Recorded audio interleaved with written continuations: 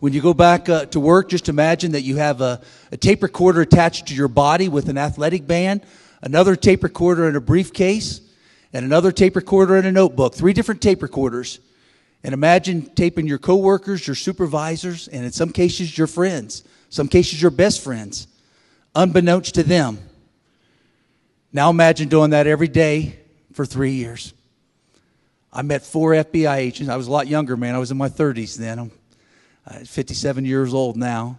But when I was in my early 30s, I met 4 FBI agents at 6 o'clock in the morning. They shaved my chest every morning, Monday through Friday, for 3 years. Shaved my chest, hooked microphones to my chest, 4 microphones to my back, checked batteries of 3 different recorders, send me off on my way all day at work, meet with them again 6 o'clock to midnight, 2 nights a week, turn over all the tapes, have debriefings, and that went on for 3 years. I was their keynote speaker at the Quantico FBI Academy, actually a year before last. It would have been 2012. And I learned it was the longest duration of anybody wear a wire in U.S. history. They've never had anybody wear a wire for 3 years. And they actually have an FBI museum at the FBI headquarters where they have things all the way back from Al Capone. And in that FBI museum, they have a whole section of all the things that I wore during that time for them undercover, all the tape recorders that I wore. So this was a historic case, one of the largest white-collar cases in U.S. history. So I'd like to share that journey with you.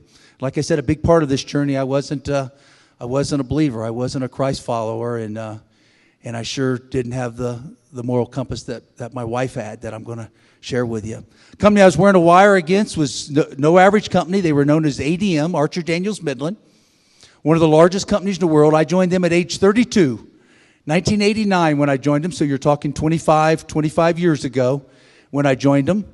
And when I joined them, they were number 56 on the Fortune 500. We had $70 billion in revenue, and they were the 90th largest company in the world.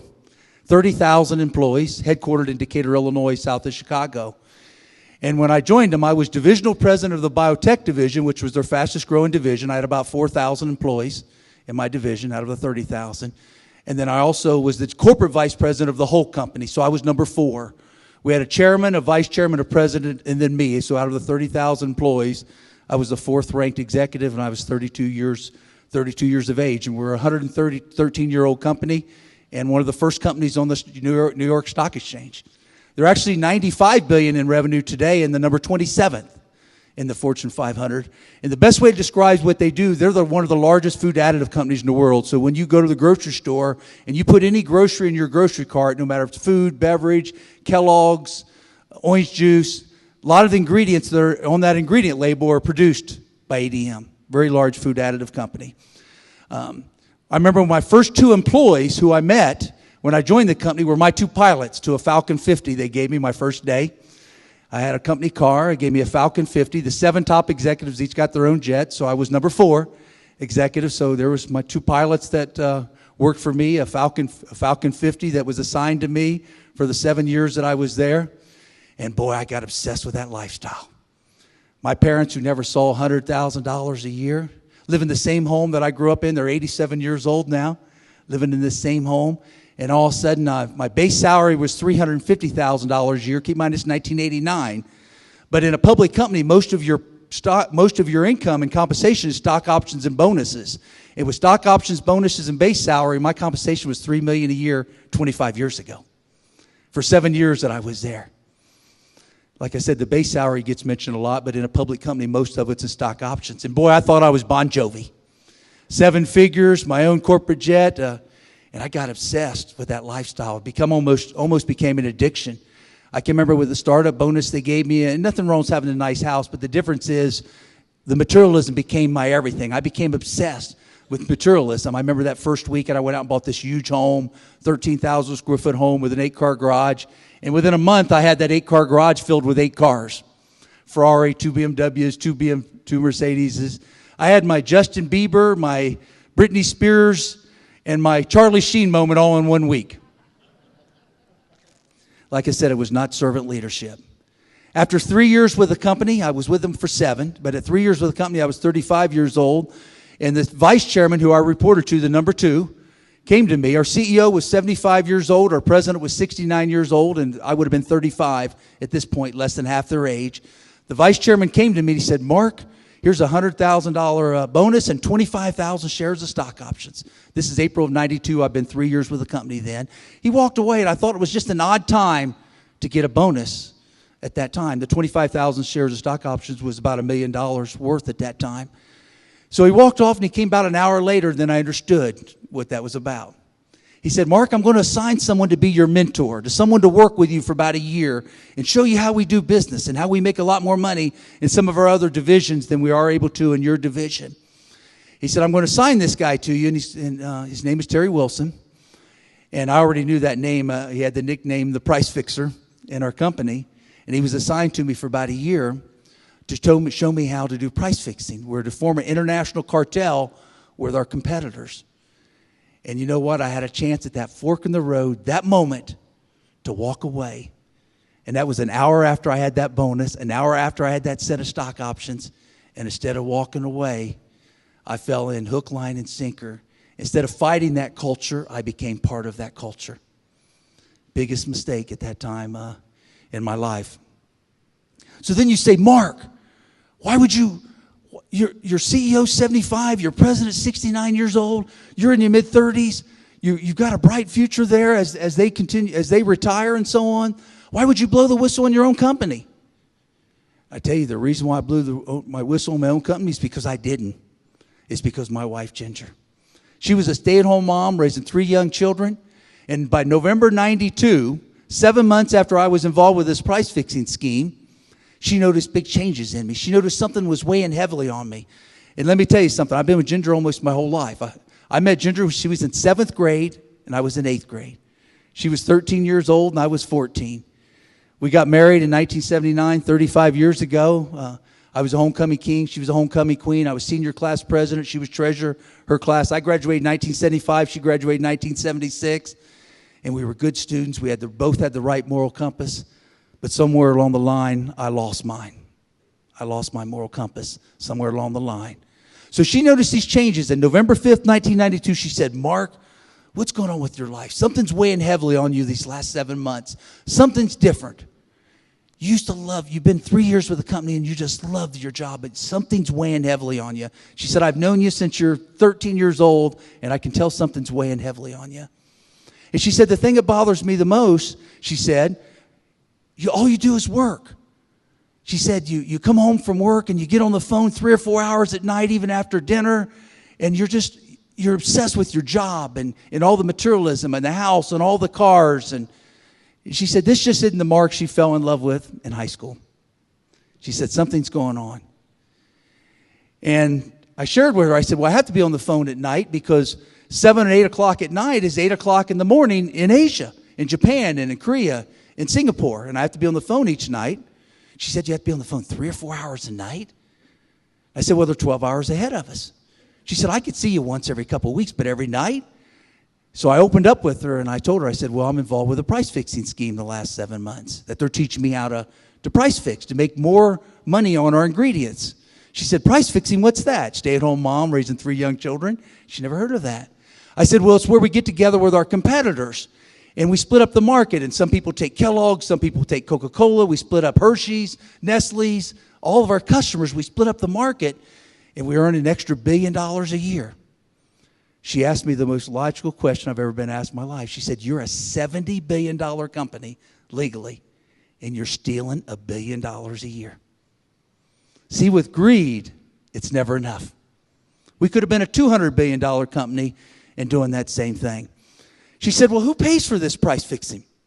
I said, well, when someone goes to the grocery store, the food companies pass that on to the consumer. So when they buy $50 worth of groceries, they pay an extra $2 or $3. That's all.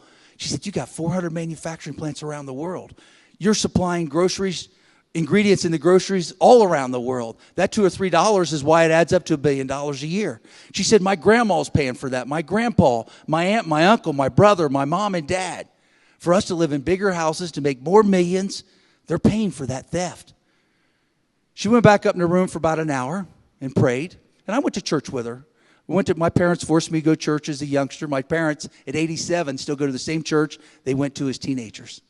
So they forced me to go as a youngster, and I went with Ginger when I got married. For her and the kids, I thought it was the right thing to do. And if somebody would ask me if I was a Christian, then sure, I go to church. I helped them buy a van last week, and it was all about good works, but it was no personal relationship at all with Jesus Christ. I was definitely all about me.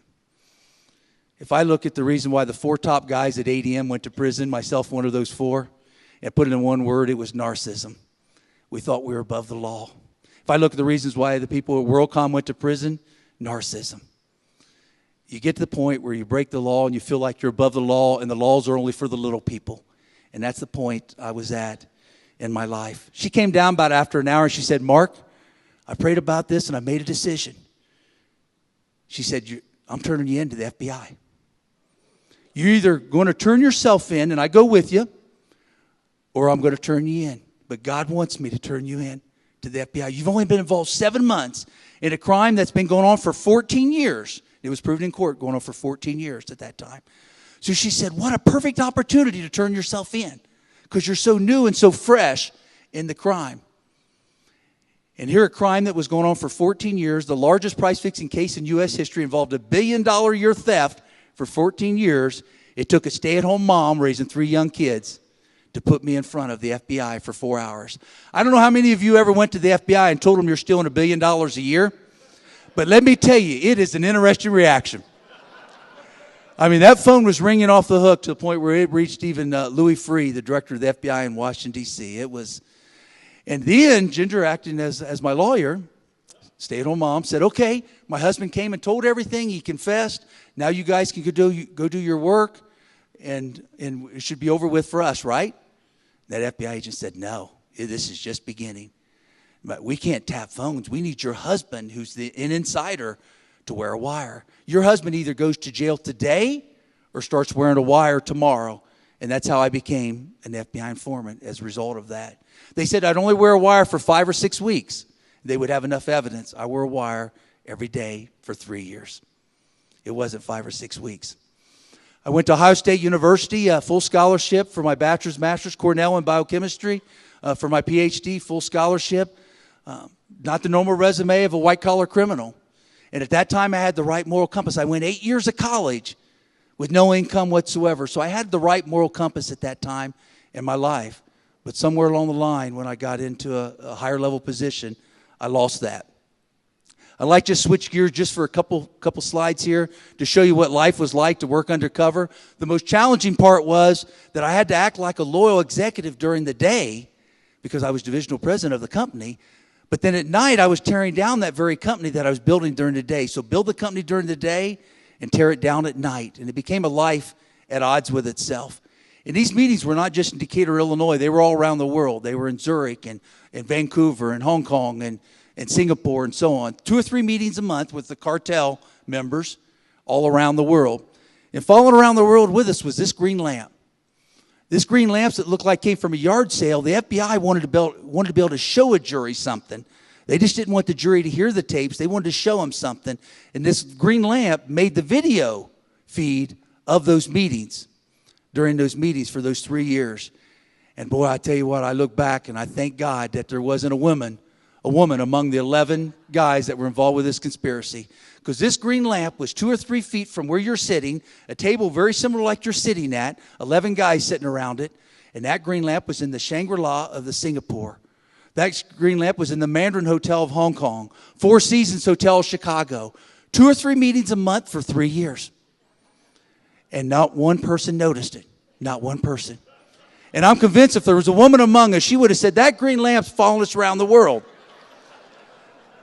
But 11 guys getting $1 billion each for their own companies, I learned it and I saw it firsthand.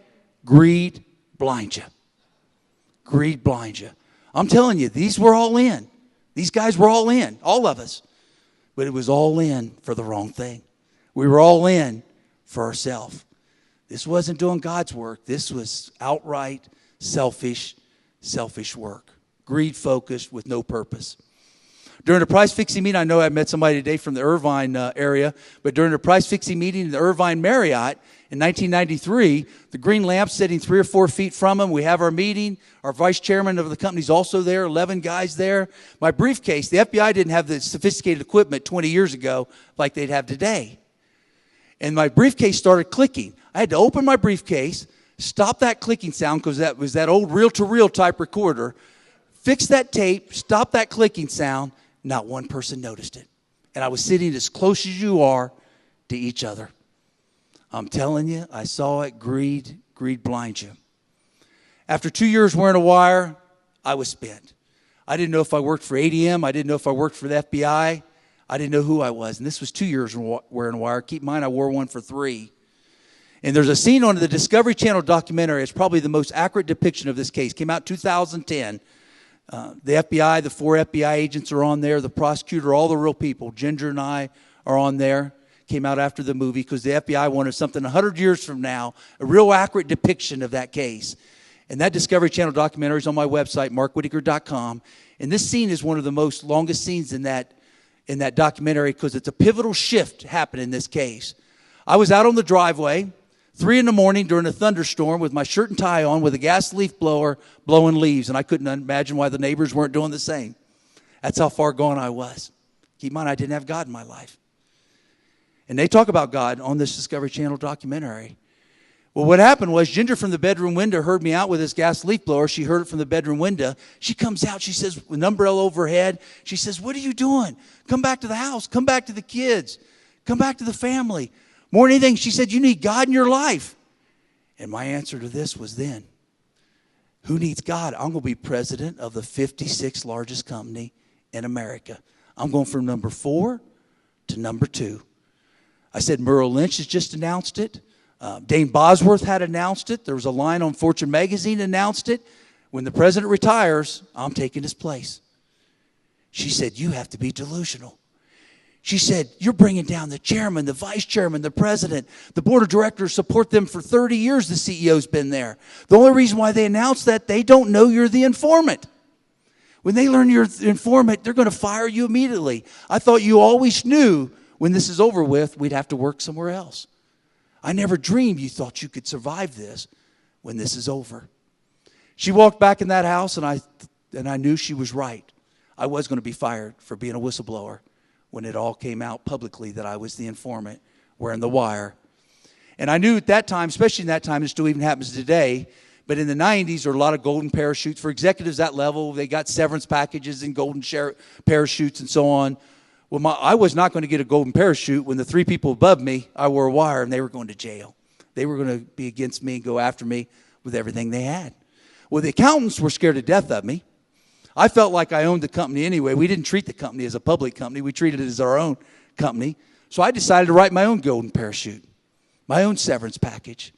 I looked at what I earned over about a 3-year period out of those 7 years. I thought it'd take me about 3 years to get back on my feet. I had big expenses, kids in expensive schools, large house, lots of cars, lots of expenses, that when I lost my job and I didn't think they would ever exercise my stock options, I was wanting to have a severance to get back on my feet. So I decided to write $9 million to myself. And I thought if the management came to me and said, "Mark, you stole $9 million from us, we're going to prosecute you," I had the perfect answer. How can you go after me when you're stealing $1 billion a year for 14 years in a row? Their crime was so much bigger than mine, I was the most protected man in America. Until the day they learned I was the informant. The day they learned I was the mole. They contacted the FBI and they contacted the media. And they said, "Mark Whitacre's no white knight informant. He stole $9 million from us." They made the decision. I put them in flames. They were going to put me in flames too. And they went to prison for price fixing. And I went to prison for that $9 million fraud. And we all deserved more than what we got. The FBI agents, you would think that they would have hated me at that time. They showed up at our house. Ginger again by my side as always. And they said, "Mark, we know you've been cracking under the pressure. We know you've been having a nervous breakdown. We're going to get you the best plea deal we can get you." The FBI agents and my lawyer went to the prosecutor in Chicago, the U.S. attorney, and said, "Mark Whitacre is the highest level executive ever to turn whistleblower in U.S. history. He wore a wire for 3 years. He was never trained. FBI agents that go undercover see a psychiatrist every 3 months to deal with a double life. Mark's wife's calling them, the FBI, all the time saying how he's cracking under the pressure, out on driveways during thunderstorms with gas leak blowers and so on. The prosecutor agreed, said, you know what, Mark did us a lot more good than he did harm. We'll give him a 6-month sentence where all the Watergate guys went to, no fence, in a minimum security camp for 6 months for that crime. That was a deal of a lifetime. My lawyer called me into Chicago. He said, Mark, myself and the FBI got you a deal of a lifetime. Ginger was sitting there listening to. He said, they got you 6 months in a prison camp. It's the best deal ever, Mark. Sign this deal, it's over with. You got 48 hours to sign it. I took that plea deal, threw it in a trash can. Ginger by my side. She begged me to sign it. I fired that lawyer, hired a whole group of other lawyers, even sold my house and cars to even get more lawyers, and fought that case for 2 years with everything I had to get a 10-year sentence 2 years later. And I had a 6-month deal right there. Ginger, she's many interviews on my markwhitacre.com website also. And one of the most common things she says is this. They ask her often, the divorce rate is 99% for the incarcerated if you serve 5 years and longer, 99%. And they asked her, said, Ginger, why didn't you just get off this train like most wives do? 99% divorce rate if you serve 5 years and longer. Ginger said because her faith wouldn't allow it. Divorce was never an option. But she said murder was an option, and she considered it twice. And I can tell you, that day I threw a 6-month deal in a trash can was one of the days that she definitely was considering murder as an option. So just like the WorldCom executives, Martha Stewart, Michael Milken, on TV, I was taken from a corporate jet to handcuffs and jail for 10 years. On a 10-and-a-half-year sentence, there's no parole in the federal system. You get 15% off good behavior. And I had to do 8 years and 8 months in prison for that 10-year sentence, 8 years and 8 months. And that's what the movie ended with that. That's Ginger and I with my identical twin, Matt Damon. I'm the one on the right. But what I want to talk about tonight is, and emphasize tonight is what's happened since then. What's happened the last 16 years. Did life end when I went to prison? I thought it was at the time. But I want to talk about what's happened these last 16 years since that point. A lot of that's been published in the book, and most of that about Ginger by an author named Stephen Hoover, which is more the faith-based book, more the journey, what's happened the last 20 years. Now, when I had a 10-and-a-half-year sentence, and I knew I threw a 6-month deal away, I pulled my car in one of those garages, and I tried to take my own life. I tried to kill myself. I could not imagine doing 9 years in federal prison. From age 41 to age 49. I gave up all hope. I wrote Ginger a 17-page letter. I wrote my kids letters. And I tried to kill myself. I just couldn't imagine how, and I looked at the pain that I put them through with a 6-month deal they could have had. Now I had 9 years of prison. I couldn't forgive myself. And our groundskeeper showed up for 7 years at 8 o'clock every morning. That day he showed up at 6:30 in the morning because I wanted him to find me and not my family. And he showed up an hour and a half earlier than he ever had for 7 years. He said something was tugging at his heart. And he found me, and I was hospitalized. I was unconscious already then, and they said it was 20 minutes from actually the suicide attempt being successful. So God was protecting me there. I didn't know what the reason was, but he was protecting me there.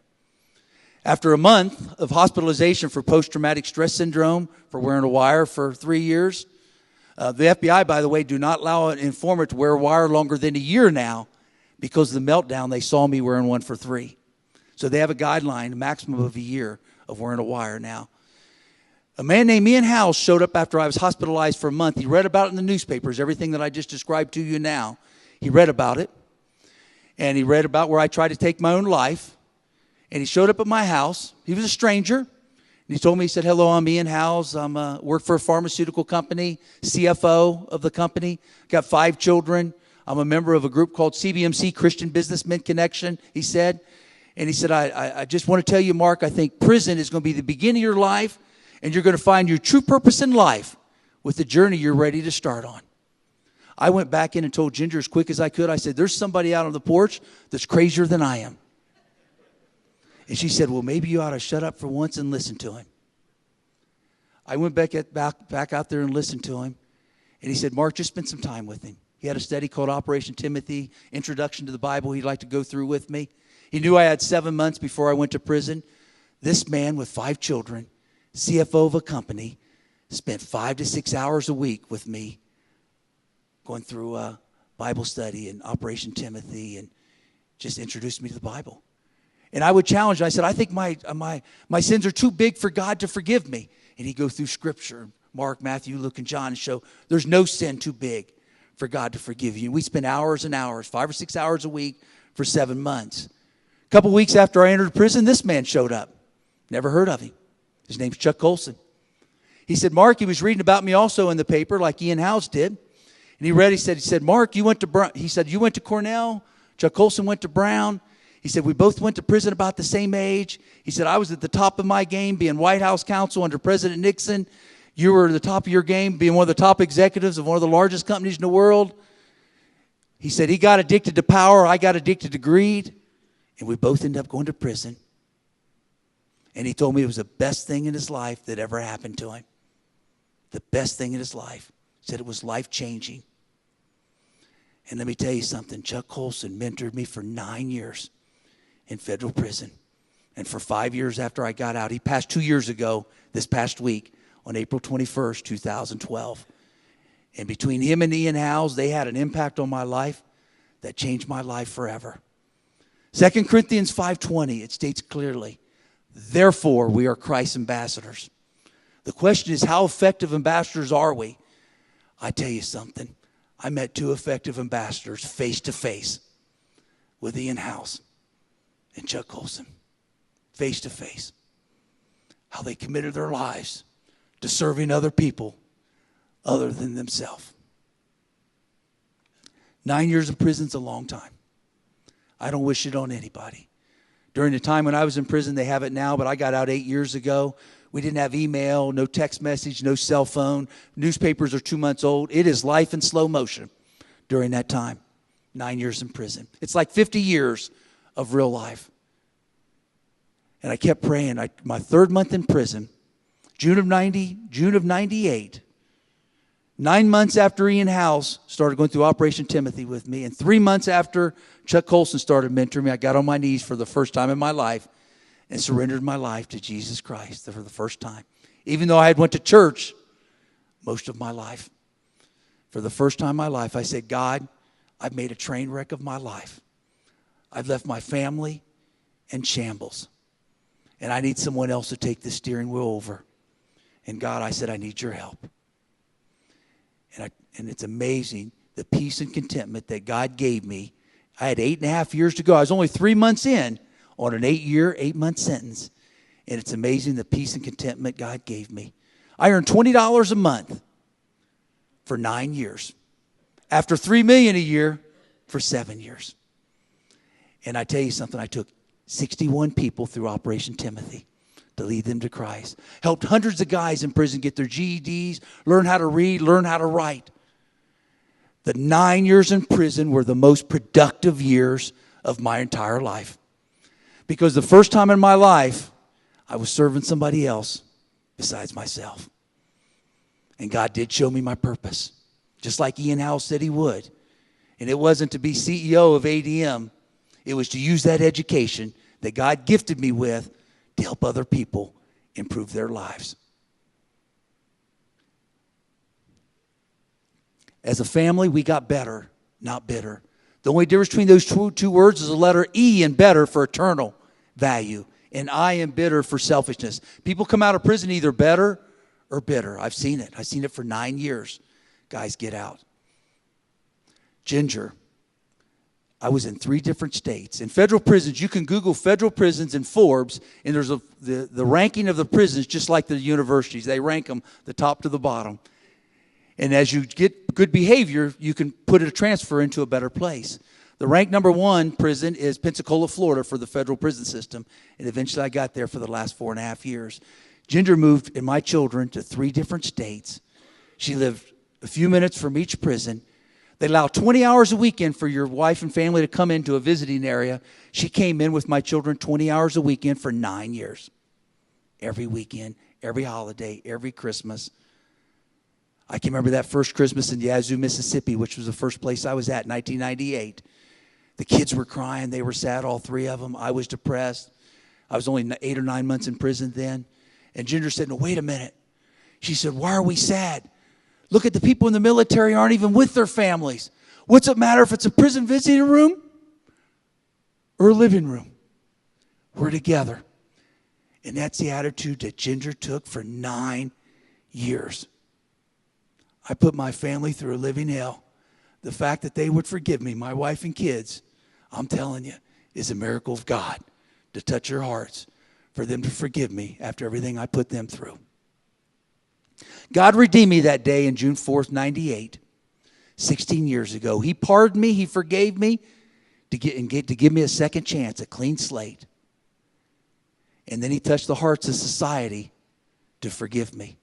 My family, we've talked about how they've stayed with me. This is my family today. All three of our children are believers. Our youngest son got married. That's why there's a fourth child there. And I tell you, my kids and our family are stronger than ever. Not only did we survive, we thrived. Our three children, the most common thing Ginger and I hear is this. When they tell their friends, the only marriage they could ever imagine having is the marriage like their parents. And I give credit to Ginger for that. I don't deserve any of that credit. I tested her like no one's ever been tested. Like I said, if you serve 5 years and longer, 99% divorce rate. 700 inmates where I was located at. There were 700. 5 wives came. 5 out of 700. The food companies we stole from, Coca-Cola, Pepsi, Kraft, I would have left Ginger with plenty of funds to survive till I got out of prison if I would have taken the 6-month deal. But by throwing that in the trash can, I sold our house and our cars to hire more lawyers. And I was trying to build an OJ team, the dream team. And I spent so much money on lawyers, only to get a 10-year sentence 2 years later, and left Ginger with almost nothing. Those food companies won hundreds of millions of dollars back to be reimbursed on class action suits from the price fixing. Coca-Cola alone won $400 million. Procter & Gamble, $110 million. Tyson Foods, $80 million. Well, 2 of those general counsels were Christians who won those funds back for that 14-year theft. And they hired a lawyer in Washington, D.C. to contact Ginger and put a trust fund together. They contacted Ginger in August 98. In June of 98, I said, God, I'm $20 a month. Ginger hadn't worked for over 10 years. We got 3 young children. She's going to have to move home with her mom with our kids soon because they're running out of money. I said, I pray that you can take care of them. She got a call in August of 98 from a lawyer we never heard of. None of these general counsels we ever heard of. And they said, Ginger Whitacre, if it wasn't for you, price fixing still would be going on today like it was for 14 years. And if it wasn't for your husband wearing a wire and sacrificing his life, we understand he made mistakes and go to prison, but he wore a wire for 3 years to expose that case. And for that, Ginger Whitacre, we want to use some of these funds and take care of your family for a decade. Those companies. And if that's not God touching hearts, I don't know what is. They put Ginger back at college at age 40 to be a teacher. She was Teacher of the Year in 2007. They put our daughter through college. She has a master's from Duke. Our youngest son, an MBA from Georgia Southern. It wasn't millions of dollars a year, but it was enough where Ginger, as a school teacher, could raise her family. It was just enough. God gave just enough where they could survive for 9 years and be wherever I was located and be together as a family. The FBI agents and prosecutors, I stole $9 million when I worked for them. I threw a 6-month deal that they gave me as a gift in a trash can. And boy, if you look at my website, there's a half dozen interview clips from them, just from 2010, 2011, and then also the Discovery Channel documentary that came out 2010, how they ended. They become my biggest supporters. They started visiting me in prison. Today, the 4 agents and my prosecutor are trying to get me a full presidential pardon. They in the Discovery Channel saying, we took Mark too long undercover. He made a lot of mistakes because they took me too long. God touched their hearts to forgive me. And boy, did I test them just like I tested my family. God touched a lot of hearts. These were miracles. These aren't just coincidences. These are miracles. Another reason why I tried to take my own life before I went to prison, I thought I wouldn't be employable. Even with an Ivy League PhD in biochemistry, I'm coming out a convicted felon. 9 years of jail, be coming out at age 49. When I got out of prison, I thought everybody would forget me. It was all in the news again that I got released, just like Martha Stewart getting released. It was all in the news again. I thought, boy, now it's really going to be tough to get a job. That was 8 years ago. I had 4 offers before I put a resume together from biotech and pharmaceutical companies. 4 offers. I joined a company that I'm with today 24 hours after I got out of prison without even putting a resume together. You don't start off the head of finance when you steal $9 million. I want to tell you that up front. I started off in research, being a biochemist, and I started off at the ground level, and 4 years ago I was promoted to COO and Chief Science Officer. I'm the number 2 in that company, in a cancer research company. And if that's not God touching hearts, I don't know what is. These are miracles, I'm telling you. So what I'd like to leave you with is this. Why? In selfish leadership at ADM, we were all in for ourselves. And I had a void in my heart the size of Grand Canyon. And Ginger noticed that void, and that's how I ended up telling her what was going on in the first place when I shared with it before she forced me to turn myself in. But I tell you something, I'm all in now. And I love my job, and I'm blessed to have a second chance. And I've been there 8 years in that company. But there's nothing more important than going out and reaching the lost like Chuck Colson and Ian House did me. I have 4 Timothys now that I'm taking through Operation Timothy still today. That makes 74 that I've taken through. Ginger and I did 86 events, and mostly at outreaches where there's a lot of lost at those events, at prayer breakfasts and things of that sort, to be a witness of what Jesus has done in our life. I don't believe God put me through that to go out and be a top in a biotech company again. I believe God put me through that to be a witness for him. And we don't find anything more important than that. And so you guys in marketplace ministry and part of Convene, I'm telling you, you're doing important work. People spend most of their hours in the workplace. What better place to reach people that aren't in church than the workplace? That's where they spend their time. I read someone in the paper 7 months ago, CEO of a large company, $1.5 billion company, and he was going to prison. He overreached, just like we did at ADM. I didn't know him. He was a stranger. I reached out to him. I've been spending one whole day with him a month. Just was there last weekend and reaching out to him one full day a month, just like Chuck Colson and Ian House did me. And like I said, I have 3 other guys I'm taking through Timothy too. There's nothing more important than serving other people. And to me, that's what All In is all about. It's about servant leadership, about all the kind of people I've met here today and the awards who I've seen here tonight. About servant leadership is what All In's all about. And if I had that 6-month sentence, I'm telling you something, that's a Martha Stewart sentence.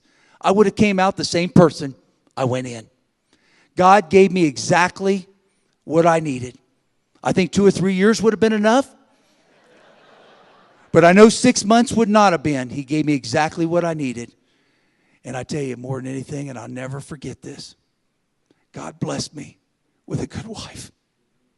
He blessed me with a rock that would stay with me that long through all this turmoil. Well, thank you for having a chance to share this with you. Appreciate the opportunity. Ginger's going to come up with any questions that you have. And God bless all of you. Thank you. Ginger, what's your side of this story? Tell us about this from your role in this story, if you would. Well, my role is it's really about a walk of faith. When Mark says I was going to turn him in, it really wasn't turning him in so much as turning the company in. I knew this was not Mark, and he would normally not do things like this. He never had in his life. He really had a good moral compass, and he lost it there. But my story is just of faith. I really had to step out, and when I went up to pray, I prayed for guidance because I really didn't know what to do, because I didn't believe I could convince him to call the FBI. And it was not in my nature to be that really forceful and say such a thing, because it really wasn't me. It was the Holy Spirit saying, if you don't turn yourself in, I will call the FBI. it just kind of snowballed. When I prayed, I just felt this come over me that, you're going to have to step up, girl. This is not going to be an easy walk. But I just thought it was going to be kind of easy walk. We would go tell the FBI. They would say, oh, that's really nice of you to tell us all this. Now go on home. Never did I dream they would say, wear this wire or go to jail. I didn't know that. We were 32 and naive, or 30, 35.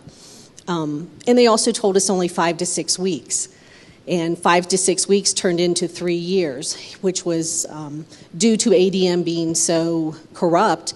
As everyone came into Mark's office and would be talking, they would say, well, we do this in our division. We've made millions of dollars, which would open another case, which then led to, I think, 11 cases. That's why it kept going on. And we just kept praying, let them be quiet. Please let them not come in here and say another corrupt thing that they're doing, because it would never end. But the scary part of this walk, and it's easy looking back now to see what God had planned, but every day that Mark was wired, and most of the time I was there, the FBI agents would reaffirm to us that if ADM ever found out that he had a wire on him, they would kill him. It would be a plane crash, a car accident, an accident in one of the plants. And so that was a heavy burden that I shared every day with God. Please just protect him and bring him home, because I had initiated this. And how would I ever explain to my children that their father was not with them because of something I had done, or explained to his parents? So I'm so grateful for God's protection during this whole journey. We're going to use that word. Not ordeal anymore, it's a journey. How did you tell your children, and when did you tell them that? What all was going on? We really didn't explain a lot. They were younger, and a couple of them were in private schools, so they weren't home. We have a middle child that has some severe learning disabilities. He was at a school, and our daughter was at a school, and our youngest was pretty young. It wasn't until almost the time that the case was going to come out that we sat them down. We didn't want them to accidentally tell somebody at school, hey, it's really cool, my dad works for the FBI, In a very small, ADM town, it was, so it was hard to keep it from them as well. How on earth did you keep that commitment of visiting him every weekend in prison? I mean, that just seems extraordinary. Well, we had been married a number of years before all of this happened, and I took my marriage vows very, very sacred to me, that, said for better or worse. And we had had a lot of better, obviously, and this was worse. And if, I just felt that if the shoe was on the other foot, he would do the same thing for me. And I hope he still would, And so when you see someone in prison, it's really hard to think back on that, because for him, all week long, all he looked forward to was us coming on Friday. And for me, I was a teacher, a first-year teacher, driving 45 miles each way to school each day. And by Friday, I was spent. I taught kindergarten. I was ready for relaxation. But I knew he needed that encouragement. And when we would pull up and get checked in, if you've ever been through the prison system, and to see the smile on his face to see us, and to see him cry on Sundays when we left, just encouraged you to come back the next week, because our lives were moving at a fast pace out in the real world, and his was moving at a snail's pace. And I just felt like that's what I was called to do. I just had to be there. It was a lot of sacrifice, and as our kids got older and could drive, then they would come and for a few hours and then leave. I wouldn't make them stay, but a lot of times they came on their own. They enjoyed the time with their dad. They finally had his attention. I mean, there was no phones, no texting, no emails, nothing. And it was actually, that's why he says we got better, because we could sit in the visiting room and discuss everything. What are you going to do on your class project? Where are you applying to college? What's going on at school? There was nothing that could distract him. There was no phone calls, no place to go. So for them, it was a great time to really kind of bond with him in a strange way. I do want to point out in the book, Against All Odds, it came out in 2010, they added up from prison records the number of days that Ginger spent from 8 a.m. to 3 p.m. in federal prison, and it added up to 3 years and 8 months from prison records, 3 years and 8 months. So I feel like I have a free pass if I get in trouble, I've already served some time, so I don't have to go to prison. I hope that's the way it works. I don't know. Were there any times during that 3 years and 8 months that you were ready to throw in the towel? During which time? Oh, the 9 years? I'd be lying if I said there wasn't. Everybody's going to have times because you go through, we were just spent going through it. You know, you've had 3 years of undercover, 2.5 years of trial. He finally gets to prison. It's kind of a little bit of a relief, but then there's still all the responsibilities in the real world. You know, fear of ADM, fear of the bill collectors, and trying to basically survive. You know, so even though the food companies were wonderful, I mean wonderful, it was not a lump sum. Things came in just as we needed it. When we were eating ramen noodles and life was tough, God would bless us with a deposit in the trust fund. I mean, he knew when we needed it. So I'd be, crazy to say I didn't want to throw in the towel. I just never could. But, it was definitely times when it was really tough, when there were decisions to be made or having teenagers. I really wish Mark was there, and there were some moments, I'd say, oh, if he hadn't done that, if he hadn't made that decision on the driveway in isolation versus talking to me. I didn't know about the $9 million, had no clue. The FBI, the ADM called the FBI met with Mark. The FBI asked Mark, have you told Ginger?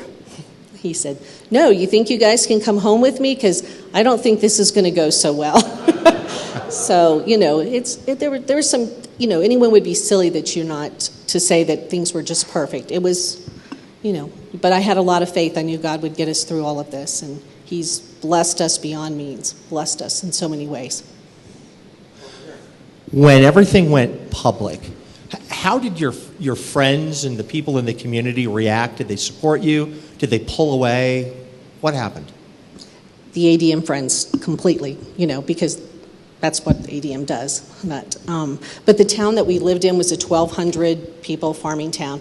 We're lovely and supportive, but they also depended on ADM. They were farmers. Most of them worked for ADM in some capacity. They were supportive, but we knew that we couldn't jeopardize their lives and their livelihoods by having contact with us, because ADM went after everybody that we knew. Everybody we loved, everybody we knew, they went after. So we had lots of support, but people may not have known that we had that support. We knew it because we didn't expect them to, but they sent letters and they called, but they couldn't overtly be there and stand by our side. But we knew we had a great deal of support out there. But ADM is centered in central Illinois, and there's 30,000 employees and there's 75,000 people in the town. So if you didn't work for ADM, somebody in your family did, and we didn't want anyone's livelihood to be jeopardized. So we didn't hold it against anyone, for not showing their friendship publicly. Both of you, your story is powerful. Ginger, you're the first angel I've ever met in my life. No, you don't know me that well. Ask Mark. He'll say, no angel. Amazing. If you reflect back on your life, the early years before this all happened, is there anything either of you would have done maybe differently that would have changed the course of the direction that this went? And the second question is for Mark specifically. What is the leadership of ADM like now? Has it changed at all?